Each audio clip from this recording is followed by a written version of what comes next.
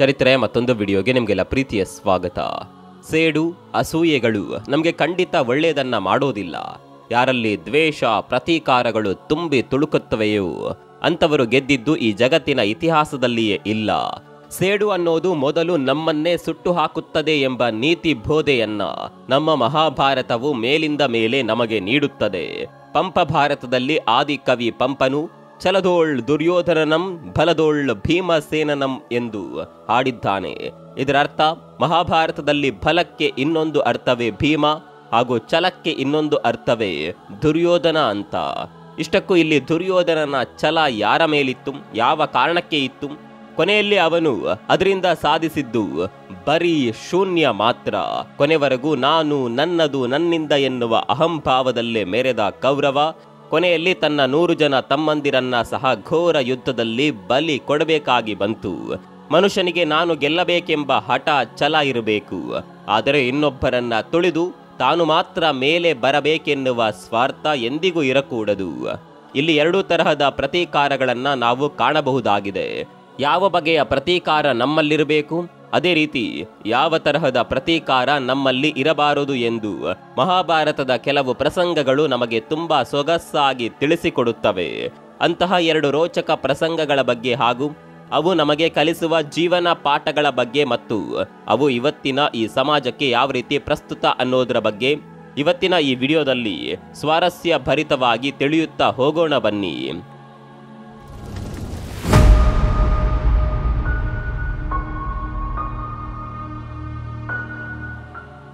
ಮೊದಲಿಗೆ ನಾವಿಲ್ಲಿ ಯಾವ ಬಗೆಯ ಪ್ರತೀಕಾರ ನಮ್ಮಲ್ಲಿರಬೇಕು ಹಾಗೂ ಯಾವ ರೀತಿಯ ಪ್ರತೀಕಾರವು ನಮ್ಮನ್ನ ಒಂದಲ್ಲ ಒಂದು ದಿನ ಅವಮಾನಿಸಿದವರ ಮುಂದೆ ಗೆದ್ದೇ ಗೆಲ್ಲುವ ಹಾಗೆ ಮಾಡುತ್ತದೆ ಅನ್ನೋದಕ್ಕೆ ಮಹಾಭಾರತದಲ್ಲಿ ಬರುವ ದ್ರೋಣಾಚಾರ್ಯರಿಗೆ ಸಂಬಂಧಿಸಿದ ಪ್ರಸಂಗವೊಂದನ್ನ ಇಲ್ಲಿ ನಾವು ಉದಾಹರಿಸಬಹುದು.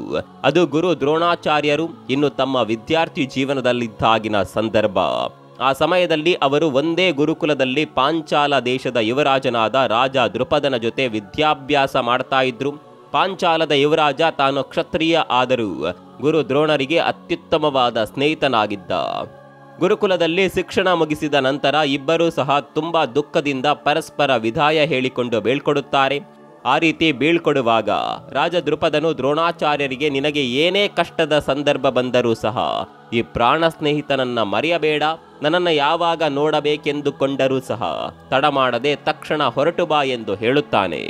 ಮುಂದೆ ಇಬ್ಬರ ಜೀವನದ ಕವಲುಗಳು ಬೇರೆ ಬೇರೆಯಾಗಿ ಬೆಳೆದಾಗ ಈ ಕಡೆ ಪಾಂಚಾಲದಲ್ಲಿ ಸಕಲ ರಾಜವೈಭವದೊಂದಿಗೆ ದೃಪದನು ಮೆರೆಯುತ್ತಾ ಇದ್ದರೆ, ಆ ಕಡೆ ದ್ರೋಣಾಚಾರ್ಯನು ಕಡು ಬಡತನದಿಂದ ಬೇಯುತ್ತಾ ಇದ್ದ.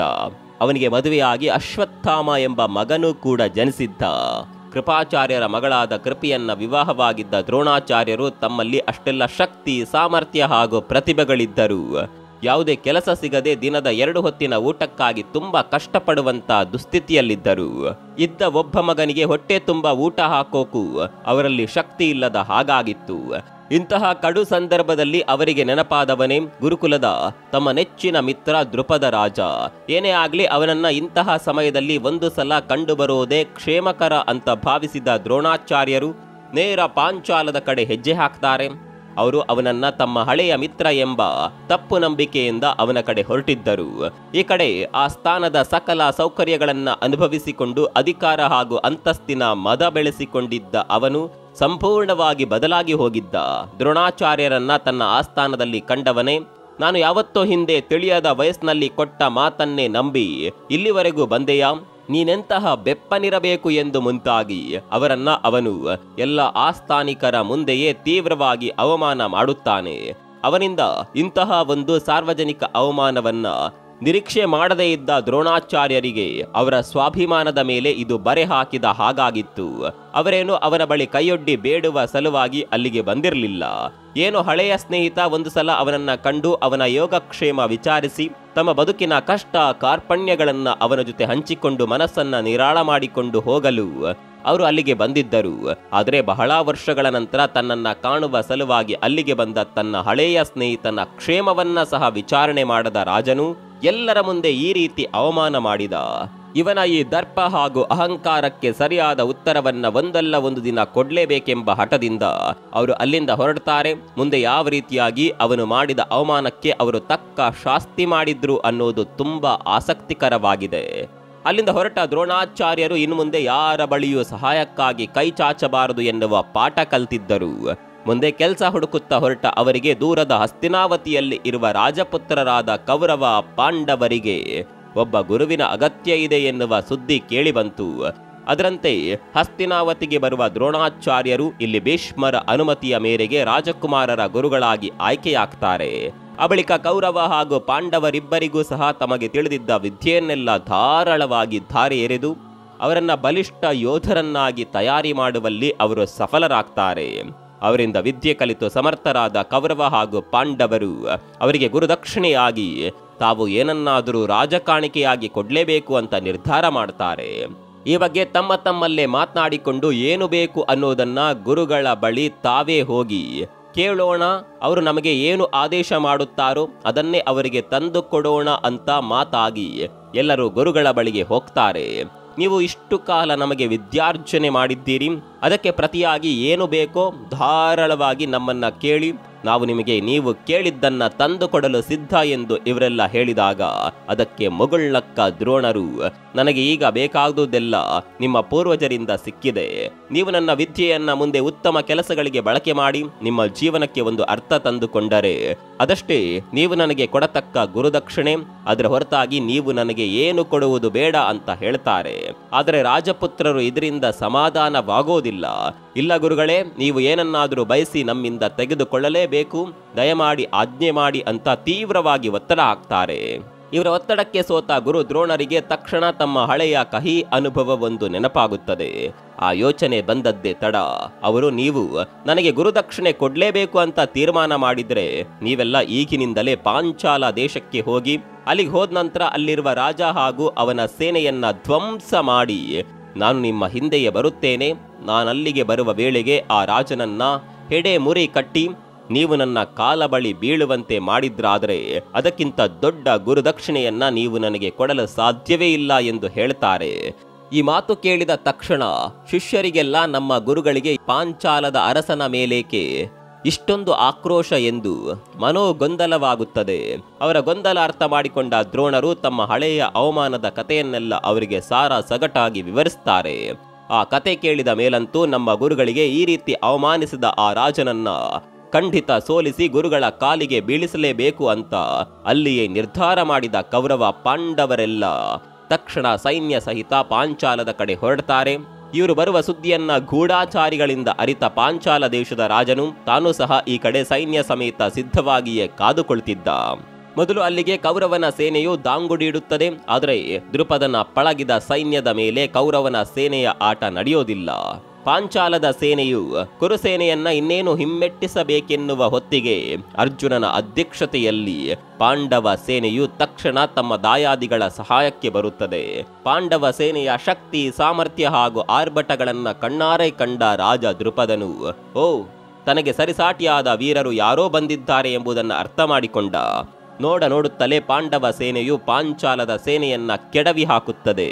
ಸ್ವಲ್ಪ ಸಮಯದಲ್ಲಿ ಅರ್ಜುನನಿಗೂ ರಾಜ ದ್ರುಪದನಿಗೂ ನೇರಾನೇರ ಯುದ್ಧವಾಗಿ ಯುವಕನಾದ ಅರ್ಜುನನ ಕೈ ಮೇಲಾಗಿ ದ್ರುಪದನಿಗೆ ಸೋಲುಂಟಾಗುತ್ತದೆ. ಕೆಳಗೆ ಬಿದ್ದ ರಾಜನನ್ನ ಅರ್ಜುನನು ಹೆಡೆಮುರಿ ಕಟ್ಟಿ ದೂರದಲ್ಲಿದ್ದ ದ್ರೋಣರ ಬಳಿ ಎಳೆದು ತರುತ್ತಾನೆ. ದೂರದ ಕಣಿವೆಯ ಮೇಲೆ ನಿಂತು ತನ್ನ ಶಿಷ್ಯರ ಶೌರ್ಯ ಸಾಹಸಗಳನ್ನ ಹೆಮ್ಮೆಯಿಂದ ಗುರು ದ್ರೋಣರು ವೀಕ್ಷಿಸುತ್ತಾ ನಿಂತಿದ್ದರು. ಅರ್ಜುನ ರಾಜನನ್ನ ಎಳೆದು ತಂದವನೇ ಗುರುಗಳ ಪಾದದ ಬಳಿಗೆ ನೂಕುತ್ತಾನೆ. ತಲೆ ಎತ್ತಿ ದ್ರೋಣನನ್ನ ಒಮ್ಮೆ ನೋಡಿದ ಅರಸನಿಗೆ ಅಲ್ಲಿ ಏನಾಗ್ತಿದೆ ಅನ್ನೋದು ತಕ್ಷಣ ಗೊತ್ತಾಗುತ್ತದೆ. ರಾಜನ ಕಡೆಗೆ ನೋಡಿದ ದ್ರೋಣನು, ಏನು ದ್ರುಪದ, ಹೇಗಿದ್ದೀಯಾ? ನನ್ನ ನೆನಪಿದೆ ತಾನೆ? ಅವತ್ತು ನಿನ್ನ ಬಳಿ ದೀನನಾಗಿ ನಾನು ಬಂದಾಗ ನನ್ನ ಸ್ಥಿತಿಗತಿ ಏನು ಅಂತಾಲೂ ಯೋಚಿಸದೆ ಎಲ್ಲರ ಮುಂದೆ ನನ್ನನ್ನು ಅವಮಾನಿಸಿದೆ. ಇವತ್ತು ನನ್ನ ಶಿಷ್ಯಂದಿರಿಂದಾಗಿ ನಿನ್ನ ಇಡೀ ಸಾಮ್ರಾಜ್ಯವೇ ನನ್ನ ಕೈವಶದಲ್ಲಿದೆ. ನಾನೇನು ನಿನ್ನ ಹಾಗೆ ನಿನ್ನನ್ನ ದೂರ ಮಾಡೋದಿಲ್ಲ. ನೀನು ಒಪ್ಪಿದ್ರೆ ಈಗಲೂ ನಿನಗೆ ನನ್ನ ಸ್ನೇಹದ ಜೊತೆಗೆ ನಿನ್ನ ಅರ್ಧ ಸಾಮ್ರಾಜ್ಯವನ್ನ ನಿನಗೆ ಕೊಡೋದಕ್ಕೆ ಸಿದ್ಧನಿದ್ದೇನೆ, ಏನಂತೀಯ ಎಂದು ಕೆಣಕುವ ರೀತಿಯಲ್ಲಿ ಕೇಳ್ತಾನೆ. ದೃಪದನ ಮುಖದಲ್ಲಿ ಅವಮಾನದ ಛಾಯೆ ದಟ್ಟವಾಗಿ ಮೂಡಿತ್ತು. ಅವನು ದ್ರೋಣನ ಬಳಿ ಕ್ಷಮೆ ಕೇಳಿ ಅಲ್ಲಿಂದ ಪೆಚ್ಚುಮೊರೆ ಹಾಕಿಕೊಂಡು ಮನಸ್ಸಲ್ಲಿ ಅಸಹನೆ ತುಂಬಿಕೊಂಡು ಅಲ್ಲಿಂದ ಹೊರಟು ಹೋಗ್ತಾನೆ. ಗುರು ದ್ರೋಣನಿಗೆ ರಾಜನ ಯಾವುದೇ ಆಸ್ತಿ, ಅಂತಸ್ತು, ಸಾಮ್ರಾಜ್ಯದ ಮೇಲೆ ಯಾವುದೇ ಆಸೆ ಇರಲಿಲ್ಲ. ಅವನಿಗೆ ಬೇಕಿದ್ದಿದ್ದು ಒಂದೇ, ಪ್ರತಿಯೊಬ್ಬರಿಗೂ ಒಂದಲ್ಲ ಒಂದು ಗಳಿಗೆ ಬಂದೇ ಬರುತ್ತದೆ. ಇಲ್ಲಿ ಯಾರೂ ಸಹ ಮೇಲಲ್ಲ, ಯಾರೂ ಸಹ ಕೀಳಲ್ಲ.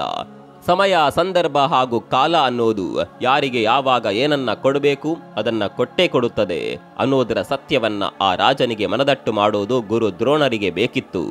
ಅವರಿಗೆ ಈ ಗೆಲುವೇ ಸಾಕು. ರಾಜನ ಸೋಲನ್ನ ನೋಡಿ ತಾವು ಗೆದ್ದ ಸಂತಸದಲ್ಲಿ ಅವರು ಅಲ್ಲಿಂದ ಹೋಗ್ತಾರೆ.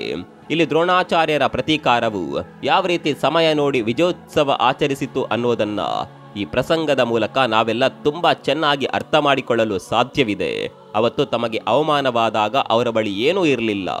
ಯಾವುದೇ ಜನ ಅಥವಾ ಹಣ ಅಥವಾ ಅಧಿಕಾರದ ಬಲ ಅವರ ಬಳಿ ಇರಲಿಲ್ಲ. ಇದನ್ನ ಅರ್ಥ ಮಾಡಿಕೊಂಡೇ ಅವರು ಸರಿಯಾದ ಸಮಯಕ್ಕಾಗಿ ತಾಳ್ಮೆಯಿಂದ ಕಾದು ಕುಳಿತರು. ತಾಳಿದವನು ಬಾಳಿಯಾನು ಎನ್ನುವ ಮಾತಿನಂತೆ ಮುಂದೊಂದು ದಿನ ರಾಜನಿಗೆ ತಕ್ಕ ಶಾಸ್ತಿಯನ್ನ ಅವರು ಕಲಿಸಲು ಅಲ್ಲಿ ಸಾಧ್ಯವಾಗಿತ್ತು. ನಮ್ಮೆಲ್ಲರಲ್ಲಿ ಸಹ ಇರಲೇಬೇಕಾದ ಪ್ರತೀಕಾರದ ಛಲ ಅಂದ್ರೆ ಅದು ಇದೆ. ನಮ್ಮ ಜೀವನದಲ್ಲೂ ಸಹ ನಾವು ಅಸಹಾಯಕರಾಗಿದ್ದಾಗ ಸುತ್ತಲಿನ ಬಲಿಷ್ಠ ಸಮಾಜ ನಮ್ಮನ್ನ ನಿಂದಿಸುತ್ತದೆ, ನಾನಾ ರೀತಿಯಲ್ಲಿ ಅವಮಾನ ಮಾಡುತ್ತದೆ. ಅಂತಹ ಸಮಯದಲ್ಲಿ ನಾವು ಕೆರಳದೆ ಸ್ವಲ್ಪ ಮೌನ ಹಾಗೂ ತಾಳ್ಮೆ ವಹಿಸಿದ್ರೆ ಮುಂದೊಂದು ದಿನ ನಮ್ಮನ್ನ ತಲೆ ತಗ್ಗಿಸುವಂತೆ ಮಾಡಿದವರ ಮುಂದೆ ತಲೆ ಎತ್ತುವಂತೆ ನಮ್ಮನ್ನ ಸಮಯವು ತಂದು ನಿಲ್ಲಿಸುತ್ತದೆ. ಇನ್ನು ಯಾವ ಬಗೆಯ ಪ್ರತೀಕಾರವು ನಮ್ಮಲ್ಲಿ ಇರಬಾರದು ಅನ್ನುವುದಕ್ಕೆ ಮಹಾಭಾರತದ ಮುಖ್ಯ ಪಾತ್ರವಾದ ದುರ್ಯೋಧನನಿಗಿಂತ ಬೇರೊಂದು ಉತ್ತಮ ಉದಾಹರಣೆಯನ್ನ ನಾವು ಉದಾಹರಿಸೋದೇ ಬೇಡ. ಇವನು ತಾನು ಬುದ್ಧಿ ಬಂದಾಗಿನಿಂದಲೂ ಪಾಂಡವರನ್ನ ನೋಡಿ ಕತ್ತಿ ಮಸೆಯುತ್ತಲೇ ಬೆಳೆಯುತ್ತಾನೆ. ಅವನು ಯಾವಾಗಲೂ ಪಾಂಡವರನ್ನ ಕೆಣಕಿ ಅವಮಾನಿಸಬೇಕೆಂದು ಪ್ರಯತ್ನಿಸಿದನು. ಆಗೆಲ್ಲ ಅದರಿಂದ ಅವನು ತನಗೆ ತಾನೇ ಸೋತದ್ದು ಹೆಚ್ಚು. ಅವರನ್ನ ವರ್ಣಾವತದ ಅರಗಿನ ಅರಮನೆಗೆ ಅಟ್ಟಿ ಅಲ್ಲಿ ಅವರನ್ನ ಜೀವಂತ ಸಮಾಧಿ ಮಾಡಲು ಅವನು ನಡೆಸಿದ ಪ್ರಯತ್ನ ಸೋಲು ಕಾಣುತ್ತದೆ. ಯಾವ ಪಾಂಡವರನ್ನ ಸಾಯಿಸುವ ಸಲುವಾಗಿ ಅವನು ದೂರ ಕಳಿಸುತ್ತಾನೋ ಅದರಿಂದ ಅವರಿಗೆ ಇನ್ನೂ ಒಳ್ಳೆಯದೇ ಆಗುತ್ತದೆ. ಮುಂದೆ ಅದರಿಂದ ಅವರು ಹಿಡಿಂಬ ಎಂಬ ರಾಕ್ಷಸನನ್ನ ವಧಿಸುತ್ತಾರೆ ಹಾಗೂ ಬಕಾಸುರನನ್ನ ಮಣಿಸ್ತಾರೆ. ಮೇಲಾಗಿ ಏಕಚಕ್ರಾಪುರ ತಲುಪಿ ಅಲ್ಲಿಯ ಬ್ರಾಹ್ಮಣರಿಂದ ಪಾಂಚಾಲದಲ್ಲಿ ನಡೆಯುವ ದ್ರೌಪದಿ ಸ್ವಯಂವರದ ಬಗ್ಗೆ ತಿಳಿದುಕೊಂಡು ನೇರ ಅಲ್ಲಿಗೆ ಹೋಗಿ ಎಲ್ಲರೂ ದ್ರೌಪದಿಯನ್ನ ವಿವಾಹವಾಗಲು ಸಾಧ್ಯವಾಗುತ್ತದೆ. ಈ ಮೂಲಕ ಇದೇ ವೇದಿಕೆಯಲ್ಲಿ ಅವರಿಗೆ ಅವರ ನೆಂಟರಾದ ಶ್ರೀಕೃಷ್ಣ ಪರಮಾತ್ಮನ ಭೇಟಿಯು ಮೊದಲ ಸಲ ಏರ್ಪಡುತ್ತದೆ. ಈ ರೀತಿ ಯಾರಲ್ಲಿ ಧರ್ಮ, ನ್ಯಾಯ, ಸತ್ಯ ಇವೆಲ್ಲ ಇರುತ್ತದೆಯೋ ಅಂಥವರನ್ನ ಅಸೂಯೆ ತುಂಬಿದ ಯಾವುದೇ ಮದಾಂಧರು ಎಷ್ಟೆಲ್ಲ ರೀತಿಯಲ್ಲಿ ತುಳಿಯೋದಕ್ಕೆ ಪ್ರಯತ್ನ ಪಟ್ಟರೂ ಸಹ ಧರ್ಮದ ಪರ ಇರುವ ಜನರಿಗೆ ಅದರಿಂದ ಯಾವುದೇ ಕೆಡಕು ಆಗೋದಿಲ್ಲ. ಪಾಂಡವರನ್ನ ಮೋಸದಿಂದ ವನವಾಸಕ್ಕೆ ಕಳಿಸಿದೆ ಎಂದು ದರ್ಪದಿಂದ ಮೆರೆಯುತ್ತಿದ್ದ ದುರ್ಯೋಧನನಿಗೆ ಅಲ್ಲಿಯೂ ಸಹ ತನಗೆ ಸ್ವತಃ ತೊಂದರೆಯಾಗುತ್ತದೆ. ಅವರಿಗೆ ಬಂಜರು ಭೂಮಿಯಾದ ಇಂದ್ರಪ್ರಸ್ಥ ಅಥವಾ ಅಲ್ಲಿದ್ದ ಖಾಂಡವ ವನವನ್ನ ಬೇಕೆಂದೇ ಅವರಿಗೆ ಅವನು ಕೊಟ್ಟಾಗಲೂ ಸಹ ಅರ್ಜುನನು ಕೃಷ್ಣನ ಸಹಾಯದಿಂದ ಅಲ್ಲಿರುವ ಖಾಂಡವ ವನವನ್ನ ದಹನ ಮಾಡಿ ಮಯ ಎಂಬ ದೇವಶಿಲ್ಪಿಯಿಂದ ಆ ಬಂಜರು ನೆಲವನ್ನ ಇಂದ್ರಪ್ರಸ್ಥದಂತಹ ಚಿನ್ನದ ನಗರವನ್ನಾಗಿ ಕಟ್ಟಿಕೊಳ್ಳಲು ಸಾಧ್ಯವಾಯಿತು. ಯಾವ ದ್ರೌಪದಿಯನ್ನ ಅತ್ತಿಗೆ ಎಂದು ನೋಡದೆ ತುಂಬಿದ ಸಭೆಯ ಮಧ್ಯೆಯೇ ಅವಳ ಸೀರೆ ಎಳೆಸಿ ದುರ್ಯೋಧನನು ಅವಮಾನ ಮಾಡಿದ್ದನು. ಅದೇ ದ್ರೌಪದಿಯಿಂದ ಮುಂದೆ ಅವನು ತನ್ನೆಲ್ಲ ಸಹೋದರರನ್ನ ರಣಾಂಗಣದಲ್ಲಿ ಒಬ್ಬೊಬ್ಬರನ್ನಾಗಿ ಕಳೆದುಕೊಳ್ಳಬೇಕಾಗಿ ಬಂತು. ಈ ರೀತಿ ಹಠ, ದ್ವೇಷ, ಅಸೂಯೆ, ಪ್ರತೀಕಾರ ಎಂದು ಧರ್ಮ ಪಾರಾಯಣರಾದ ಪಾಂಡವರ ಮೇಲೆ ಹಾಗೆ ಸಾಧಿಸುತ್ತಾ ಬಂದ ಕೌರವ ಪದೇ ಪದೇ ಸೋಲು ಕಂಡ. ತನ್ನನ್ನ ವಂಚನೆ ಮಾಡಿದವರನ್ನ, ತನ್ನನ್ನ ವಿನಾಕಾರಣ ಎಲ್ಲರ ಮುಂದೆ ಅವಮಾನಿಸಿದವರನ್ನ, ತಮ್ಮ ಅಸಹಾಯಕತೆಯನ್ನ ದಾಳ ಮಾಡಿಕೊಂಡು ನಮ್ಮ ಮೇಲೆ ಸವಾರಿ ಮಾಡುವವರನ್ನ ಇವತ್ತಲ್ಲ ನಾಳೆ ನಾವು ಮೆಟ್ಟಿ ನಿಲ್ಲುತ್ತೇವೆ ಎಂಬ ಪ್ರತೀಕಾರದ ಭಾವನೆ ನಮ್ಮಲ್ಲಿರೋದು ತಪ್ಪಲ್ಲ. ನಮ್ಮ ಪ್ರಯತ್ನ ಒಳ್ಳೆಯ ರೀತಿಯಲ್ಲಿದ್ದರೆ, ನಮ್ಮ ಮೇಲೆ ದೈವಬಲ ಇದ್ದರೆ, ನಮ್ಮಲ್ಲಿ ತಾಳ್ಮೆ, ವಿವೇಕ, ಸಂಯಮ ಇದ್ದರೆ ಖಂಡಿತ ಕಾಲವು ನಮ್ಮಲ್ಲಿರುವ ಒಳ್ಳೆತನವನ್ನ ಗೆದ್ದೇ ಗೆಲ್ಲಿಸುತ್ತದೆ. ಈಗ ಹೇಳಿ, ಇಲ್ಲಿ ನಿಮ್ಮ ಅಭಿಮಾನ ಯಾರ ಕಡೆ? ಧರ್ಮಜರಾದ ಪಾಂಡವರ ಮೇಲೋ ಅಥವಾ ಈ ಈರ್ಷ್ಯಾಸೂಯೆಗಳನ್ನ ತುಂಬಿಕೊಂಡು ಮದದಿಂದ ಮೆರೆದ ದುರ್ಯೋಧನನ ಮೇಲೋ?